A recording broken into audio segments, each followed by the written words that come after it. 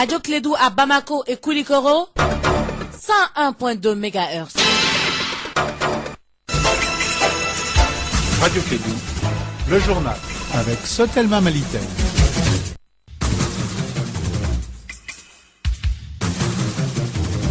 Mardi 21 février 2017, mesdames, messieurs, bonjour et bienvenue dans la deuxième édition de Clédou Info. Nous sommes ensemble pour une quinzaine de minutes d'information, dont voici les principaux titres. Améliorer la performance de l'industrie de matériaux de construction du Mali, plus précisément le ciment malien. Le sujet est sur la table d'un forum sur l'industrialisation à Bamako. Reportage à suivre. La commission préparatoire de la conférence d'entente nationale tient à Ségou une conférence régionale dans le but de sensibiliser les Ségoviens dans le cadre de la recherche de la paix et de l'unité nationale. Actualité de chez nous, au Soudan du Sud, les autorités déclarent l'état de famine dans le nord. Après 3 ans de guerre civile, les populations de plusieurs zones de la région d'unité dans le nord risquent à présent de mourir de faim. On vient de l'apprendre au Pakistan, des kamikazes ont attaqué un tribunal dans une ville du nord, faisant plusieurs victimes, ont annoncé les autorités. L'attentat a été revendiqué par le groupe islamiste pakistanais Jamaat ur Ahrar. En Israël, le soldat franco-israélien Elor Azaria a été condamné à 18 mois de prison pour avoir tué un Palestinien blessé. On parlera également dans cette édition de la Journée internationale de la langue maternelle, célébrée ce 21 février. On vous dit Buenos dias, c'est en espagnol, Aunikli, c'est en langue bambara.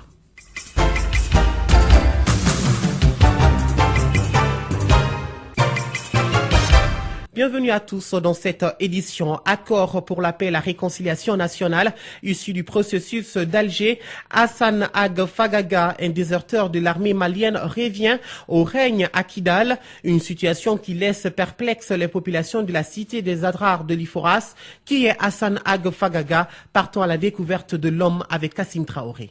Encore le déserteur Hassan Ag Fagaga, un criminel de guerre à la tête de Kidal. Président de Kidal, la population de Kidal espérait tout sauf ça. Cet ancien officier de la garde nationale aux mains ensanglantés depuis 2016. Hassan Ag Fagaga avait déserté les rangs des forces armées du Mali. Ensuite, il a pris part en 2006 à l'insurrection armée dirigée par Bahanga qui est décédé en 2011. Cette année-là, la garnison de Kidal a été attaquée par deux hommes en complicité avec un groupe de combattants. Ce fut le déclenchement d'une rébellion qui a sévi dans la région de Kidal de 2006 à 2008. Le duo Bahanga-Fagaga avait au cours de leur folle entreprise fait de nombreuses victimes civiles et militaires lors des vagues d'attaques, d'embuscades et autres usages d'engins explosifs comme des mines. En 2012, Fagaga signe son retour. Il est encore à la manœuvre avec son mentor Iyad Agali, chef d'Ansardine, qui déclenche une nouvelle rébellion. Cette fois-ci, celle-ci regroupe plusieurs mouvements séparatistes et djihadistes. Fagaga et ses compagnons d'Ansardine et du MNLA vont ouvrir à partir de 2012 la voie à l'occupation des régions nord du Mali. Hassan Ag Fagaga était parmi les responsables civils et militaires de la rébellion visée par une plainte déposée par le gouvernement malien. Mais les autorités actuelles ont abandonné les poursuites engagées sous la transition. Cependant, le dossier de crimes commis au nord du Mali pendant cette période reste ouvert au niveau de la CPI. Aujourd'hui, ce criminel de guerre est à la tête de Kidal. En tout cas, diverses opinions, des interrogations également. L'échec de la mise en place des autorités intérimaires au nord du Mali fait désormais couler beaucoup d'encre et salive. Certaines personnes se disent sceptiques au retour de la paix au Mali avec la mise en place des autorités intérimaires. Notre correspondant à Sikasso a tendu son micro aux populations sur place. Je suis d'accord qu'on envoie la mise intérimaire à Kidal, à Taoudani et Menaka. Et pourquoi Gao est Tamak? Le gouverneur de la région de Gao est là-bas, travaille. Le gouverneur de Tamak est là-bas, il travaille. L'administration est à Gao, l'administration est à Tamakdou. Les maires sont là-bas, les députés sont là-bas, le commissariat est là, les kamikazes sont là-bas. Pourquoi autre administration encore? Ça fait 2 poids 2 mesures. Et l'État, c'est un État. Le gouverneur est représenté, l'État est représenté. Pourquoi une autre? On doit accepter nos autorités officielles. On a peur d'aller au fond du problème. Le fond du problème, ces gens veulent le fédéralisme. Le fédéralisme, c'est pas un crime. Ça, c'est sur des trucs solides, des bases solides, juridiques. On essaie de mettre des gens dans la même sauce à tenir. Mais si c'est la fédération, comme le Nigeria, ça c'est solide. Les autorités intérimaires, le problème ça a beaucoup tourné. Donc s'ils n'arrivent pas à le faire, Donc ils n'ont qu'à chercher d'autres solutions. J'ai dit, si c'est dans les accords de paix, ce n'est plus discutable. La question se pose maintenant, est-ce qu'au moment de la signature des accords de paix, est-ce que tous les points ont été soumis à toutes les parties, à toutes les composantes de la nation? Si cela a déjà été fait, bon, au moment de la concrétisation, il est difficile maintenant de donner encore des opinions divergentes. Maintenant, il faut que ces autorités soient représentatives. Si elles ne sont pas représentatives, si elles sont contestées, ça pose encore un autre problème. Le problème du Nord là me profite aux politiciens. C'est un problème qui est flou et que la société civile commence à prendre conscience. Mais ça ne fait qu'enrichir le monde politique. Hein. Il se fait qu'il y a un autre problème, mais beaucoup vont souffrir. Voilà, c'est ce que le peuple n'arrive pas à comprendre. Mais ils existent, le peuple malien. Vous faites qu'un Malit là, vous faites qu'un Malit là, Maltit là. Les États-Unis, c'est une fédération des États-Unis d'Amérique. Hein? Moi j'ai fait les pays arabes, les Émirats arabes. C'est une fédération. Les Sikassois qui s'exprimaient au micro de Zoumana Traoré, notre correspondant dans la 3e région. La commission préparatoire de la conférence d'entente nationale tient à Ségou sa conférence régionale regroupant tous les représentants des couches sociopolitiques, coutumières et religieuses de la région. Cette concertation régionale permet d'informer, sensibiliser et recueillir les interventions des Ségouviens dans le cadre de la recherche de la paix et de l'unité nationale. Plus de 210 personnes des 7 cercles de Ségou, dont 30 représentants par cercle participent à la rencontre de Ségou, la correspondance de Douba Dombele. Cette initiative de plusieurs autorités du Mali est une aspiration à la cohésion sociale, condition indispensable au développement. Berthe Ramata Makalou, chef de la mission de la commission préparatoire. L'objectif de cette conférence est de préparer un projet de charte qui va sceller une paix durable et promouvoir l'unité et la réconciliation nationale de ce pays-là. Vise à faire une esquisse de la vision des communautés, des populations de la région de Ségou, vos avis, vos propositions et suggestions, ainsi que ceux émanant des autres régions de ce pays-là, feront l'objet d'un document qui servira de base aux travaux de la conférence d'entente nationale qui doit se tenir très prochainement. Une façon pour le gouvernement malien de donner la possibilité à tous les fils du pays d'orienter toute leur énergie à l'instauration de la paix. Georges Togo, gouverneur de Ségou. Le processus de réconciliation nationale enclenché par les pouvoirs publics doit être inclusif et participatif, impliquant toutes les composantes de la nation. Il nous faut bannir à jamais toute forme d'exclusion, reconnaître et réparer les fautes du passé afin de parvenir à une véritable réconciliation des cœurs et des esprits. Le dialogue entre tous les fils du pays s'impose. Il revient donc aux acteurs de Ségou de faire des propositions de solutions fiables. Pendant ces 2 jours de travaux de Ségou, Douba Dambélé pour la radio Clédou.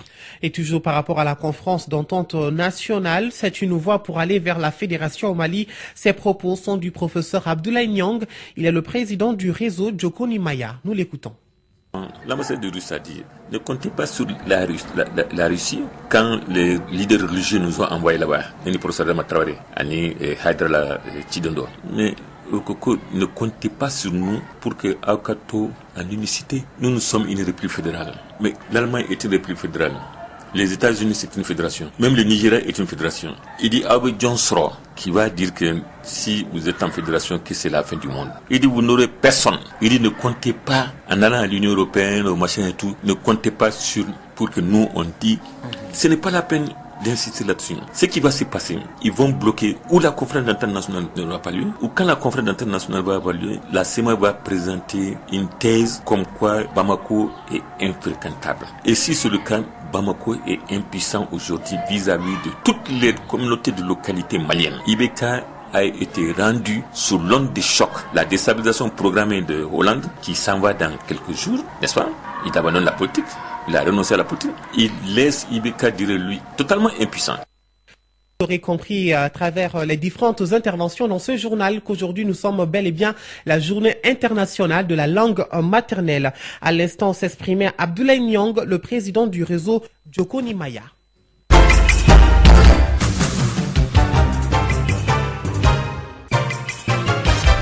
Autre actualité, l'État doit prendre sa responsabilité pour mettre fin aux conflits armés. Selon le groupe d'action pour la réconciliation et le dialogue, c'était au cours d'une conférence de presse tenue hier à Bamako. Il s'est prononcé sur la crise que traverse le Mali depuis janvier 2012. Selon le Garde, cette crise n'est ni un conflit entre le Nord et le Sud, ni un conflit intercommunautaire. Le conflit donc a été créé de toutes pièces. Écoutons le président d'honneur du Garde, Mohamed Ag Amani. C'est pas une crise entre le Nord et le Sud. Tout le Nord ne s'est pas soulevé pour demander à se séparer du Sud parce que la quasi-totalité des populations du Nord, je le confesse et je suis prêt à répondre devant n'importe quel tribunal, n'est pas partie prenante dans ce conflit depuis 2006 jusqu'à maintenant. Donc, quand vous parlez de réconciliation, on vous braque tout de suite vers un conflit interethnique, un conflit intercommunautaire. C'est vrai que la communautarisation et la gestion malsaine de cette crise, pour ceux qui s'arrangent, parce que c'est devenu une source, un fonds de commerce pour beaucoup, ça les arrange qu'il y ait des conflits entre les communautés parce qu'ils ne veulent pas que le Mali se stabilise, aussi bien à l'intérieur qu'à l'extérieur. Donc, mais ce n'est pas un conflit entre les communautés. On l'a créé de toutes pièces dans certains endroits et il faut qu'on lutte contre ça. Mais ce qui importe aujourd'hui, c'est que l'État doit renforcer, qu'il prenne ses responsabilités, qu'il s'assume, qu'il ait une armée et une police très forte, une justice solide et que les citoyens croient en leur pays. Rien ne sera au-dessus du Mali. Le président d'honneur du Garde, Mohamed Aga Amani, qui s'exprimait au micro d'André Traoré. Je vous l'annonçais dans les titres. Quel avenir pour le ciment malien? La question est au menu d'un forum industriel de la construction qui s'est tenu hier à Bamako. La journée d'échange vise à adopter la meilleure approche pour améliorer la performance de l'industrie des matériaux de construction du Mali. Des professionnels, des revendeurs de ciment et des consommateurs participent à la rencontre. Les explications de Mahamadou Kane. L'enjeu de ce forum industriel sur la construction est de créer un cadre propice à la promotion et la production du ciment malien. Le ciment constitue l'élément sur lequel doit reposer l'édification d'une infrastructure industrielle solide et prospère, explique Mohamed Ali Ag Ibrahim, ministre du Développement industriel à l'ouverture des travaux. L'objectif pour les autorités maliennes est de soutenir les lois et les efforts des entreprises qui fabriquent le ciment dans le respect des normes internationales. Une occasion pour les acteurs du domaine de partager les contraintes et les difficultés ainsi que les propositions de solutions pour le bien-être du secteur du ciment au Mali. De communication des cimenteries maliennes sur les capacités installées, les productions actuelles et prévisibles, les méthodes de fabrication ou encore les technologies utilisées sont les temps forts de ce forum. Le Mali importe l'essentiel de ses besoins en ciment, une tendance que les autorités souhaitent inverser à travers les recommandations issues des travaux de cette rencontre autour de la construction au Mali. La précision de Mahamadou Kane. Ce 21 février est célébrée la journée internationale de la langue maternelle. L'UNESCO a retenu le thème « Vers des avenirs durables grâce à l'éducation multilingue ». Cela pour favoriser le développement durable, les apprenants doivent avoir accès à l'éducation dans leur langue maternelle et dans d'autres langues. C'est grâce à la maîtrise de sa première langue ou langue maternelle que les compétences de base en lecture, écriture et calcul peuvent être acquises. Ici au Mali, on a 13 langues nationales répertoriées, le Bambara, le Bobo, le Dogon, le Bozo, le Peul, le Soniké, le Songhai, le Sonofo, le Sienara, le Tamashek, le Hassania, le Kassonki et le Malinki. Allez, à présent, l'actualité étrangère, mais c'est en français.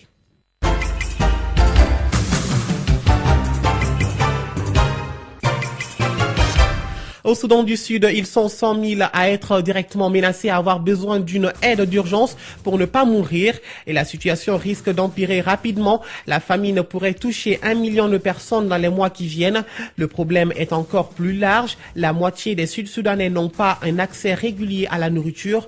Dans cet état d'unité dans le nord du pays, les violences n'ont jamais vraiment cessé malgré les accords politiques entre les deux parties en conflit. Des villages entiers ont été incendiés, des biens détruits. Plus de 20 millions de personnes risquent de mourir de faim d'ici l'été dans 4 pays, prévient le programme alimentaire mondial.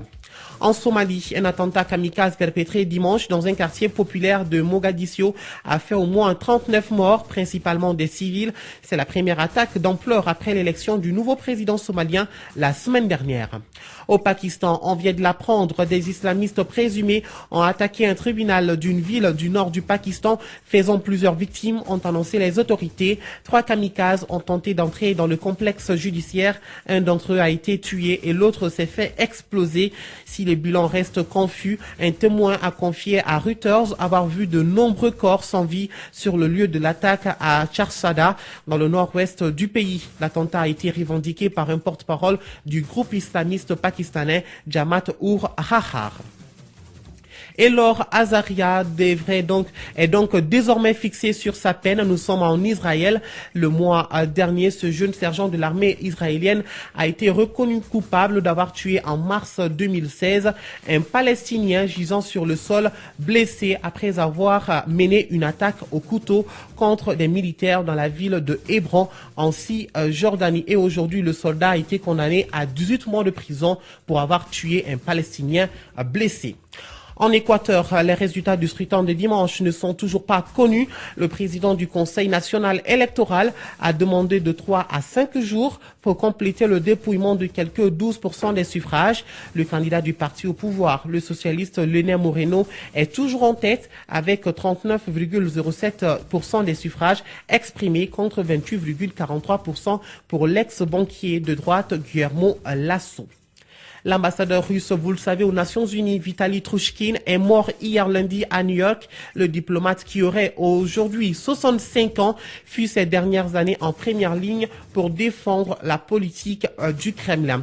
Et nous terminons par les États-Unis. Donald Trump a annoncé la nomination du général H.R. McMaster comme nouveau conseiller à la sécurité nationale en remplacement du Michael Flynn au terme d'une difficile recherche qui aura tenu donc Washington en haleine.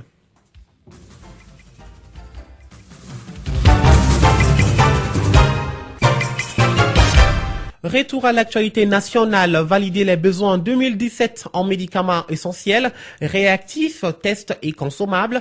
Tel est l'objectif d'un atelier national. Tous les acteurs pharmaceutiques se sont réunis à la pharmacie populaire du Mali pour faire une estimation des besoins. Fanta Diakité a assisté à la réunion.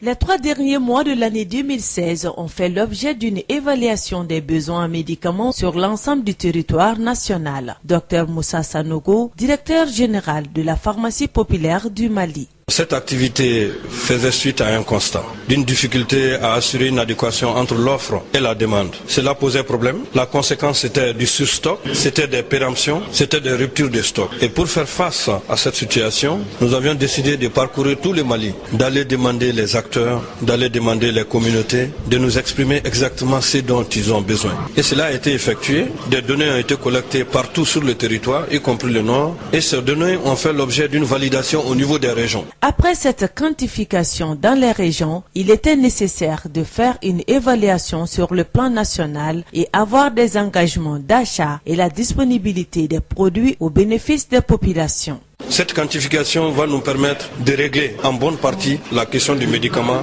et de pouvoir nous ouvrir sur de nouvelles perspectives qui va permettre à la population de disposer de médicaments de qualité et de tourner dos aux médicaments qui sont vendus de façon illicite et qui ont une conséquence de santé publique très importante par rapport au développement de nos pays. Pour aider la PPM à atteindre ses objectifs, l'USAID apporte son soutien à travers son système pour l'amélioration de l'accès aux médicaments et services pharmaceutiques SIAPS. Dr Evie Jean Debel, directeur pays USAID SIAPS. Notamment, on a aidé la PPM à pouvoir développer son premier plan stratégique, mais également à développer des procédures d'opération standard pour la gestion des opérations d'entreposage au sein de la PPM. On a aussi aidé donc la PPM dans l'évaluation pour l'amélioration du système d'information et de gestion des stocks, mais également, donc, il y a un projet qui est encore en cours avec la PPM. C'est la mise en place d'un entrepôt préfabriqué de grande envergure qui pourra donc d'améliorer donc les capacités de stockage donc de la PPM. La pharmacie populaire du Mali ambitionne pour cette année 2017 la construction des grands entrepôts intelligents avec une quantité importante de stockage des médicaments à Bamako, Mopti, Kai et Koulikoro. Ils respecteront toutes les normes internationales pour un montant de 4 milliards de francs CFA. Voilà, vous savez tout en termes d'actualité pour ce mardi, en tout cas pour le journal de 13h. À 13h passées de 19 minutes se referme cette deuxième édition de Clé d'Info. Tout le plaisir était pour Moussa Papaïdara de vous la présenter sur une mise en onde de Fatoufal. Grand merci à vous de nous avoir suivis. Prochain rendez-vous de l'information à partir de 14h, ça sera l'affaire de Dado Nomoko. Mais tout de suite, La Dream Team du Desk Sport s'installe pour vous. Et l'actualité reste en continu sur le www.info-mali.com. Allez, voici votre pensée du jour. Quand tu trouves une porte fermée, il ne faut pas l'ouvrir tant que tu ne sais pas pourquoi elle est fermée. Bon appétit si vous êtes à table. Radio Kédou, le journal avec Sotelma Malitaire.